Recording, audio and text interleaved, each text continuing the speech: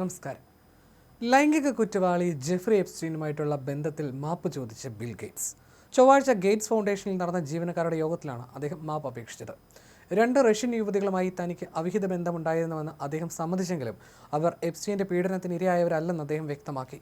എപ്സ്റ്റീനൊപ്പം സമയം ചിലവഴിച്ചതും ഫൗണ്ടേഷൻ ഉദ്യോഗസ്ഥരെ എപ്സ്റ്റീനുമായിട്ടുള്ള മീറ്റിംഗുകളിൽ പങ്കാളിയാക്കിയതും വലിയ തെറ്റായിപ്പോയെന്ന് ഗേറ്റ്സ് ജീവനക്കാരോട് പറഞ്ഞു. വാൾസ്ട്രീറ്റ് ജേണലാണ് ഈ വാർത്ത റിപ്പോർട്ട് ചെയ്തത്. എൻ്റെ തെറ്റ് കാരണം ഇതിലേക്ക് വലിച്ചിഴക്കപ്പെട്ട മറ്റുള്ളവരോട് ഞാൻ മാപ്പ് ചോദിക്കുന്നു, ഗേറ്റ്സ് പറഞ്ഞതായി ജേണൽ റിപ്പോർട്ട് ചെയ്യുന്നു. തൻ്റെ ബന്ധങ്ങളെക്കുറിച്ച് ഗേറ്റ്സ് പറഞ്ഞത് ഇങ്ങനെയാണ്: എനിക്ക് 2 ബന്ധങ്ങളുണ്ടായിരുന്നു. ഒന്ന് ബ്രിഡ്ജ് മത്സരങ്ങൾക്കിടയിൽ പരിചയപ്പെട്ട റഷ്യൻ ബ്രിഡ്ജ് കളിക്കാരിയുമായും മറ്റൊന്ന് ബിസിനസ് കാര്യങ്ങൾക്കിടയിൽ പരിചയപ്പെട്ട റഷ്യൻ ന്യൂക്ലിയർ ഫിസിസ്റ്റുമായി ആയിരുന്നു. ഞാൻ നിയമവിരുദ്ധമായി ഒന്നും ചെയ്തിട്ടില്ല, കണ്ടിട്ടുമില്ല. എപ്സ്റ്റീന് ചുറ്റുമുണ്ടായിരുന്ന സ്ത്രീകളുമായോ ഇരകളുമായോ ഞാൻ സമയം ചെലവഴിച്ചിട്ടില്ലെന്ന് വ്യക്തമാക്കാൻ ആഗ്രഹിക്കുന്നു. തൻ്റെ പ്രവൃത്തികളുടെ ഉത്തരവാദിത്തം മൈക്രോസോഫ്റ്റ് സ്ഥാപകൻ ഏറ്റെടുത്തതായി ഫൗണ്ടേഷൻ വക്താവ് സ്ഥിരീകരിച്ചു.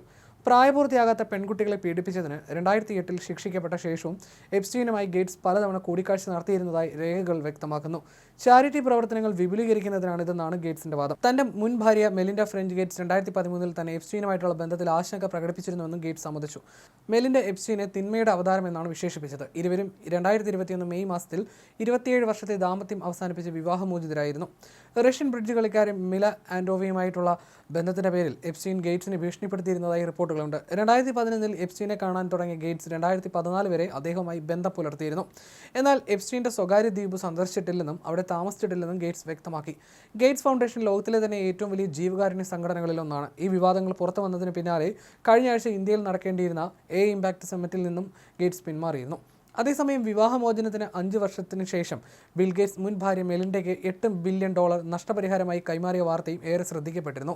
കുപ്രസിദ്ധ കുറ്റവാളി ജെഫ്രി എപ്സ്റ്റീനുമായിട്ടുള്ള ബന്ധവും വഞ്ചനയും കാരണമാണ് ബിൽ ഗേറ്റ്സ് മുൻ ഭാര്യയ്ക്ക് ഇത്രയും വലിയ തുക കൈമാറിയത്.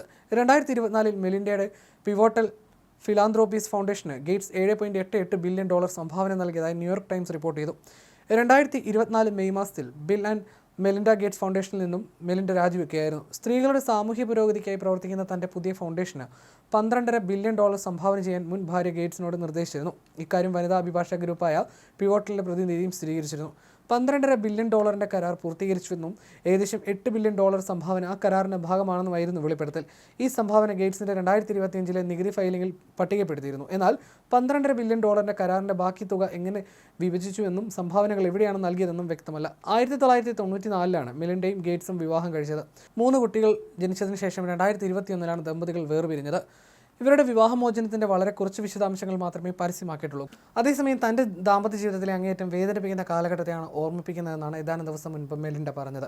ആ ഫയലുകളിലെ വിവരങ്ങൾ കാണുമ്പോൾ എനിക്ക് വ്യക്തിപരമായി വലിയ പ്രയാസം തോന്നാറുണ്ട്. എൻ്റെ ദാമ്പത്യത്തിലെ കഠിനമായ ദിനങ്ങളുടെ ഓർമ്മകളാണ് അത് കൊണ്ടുവരുന്നതെന്നും അവർ പറഞ്ഞു.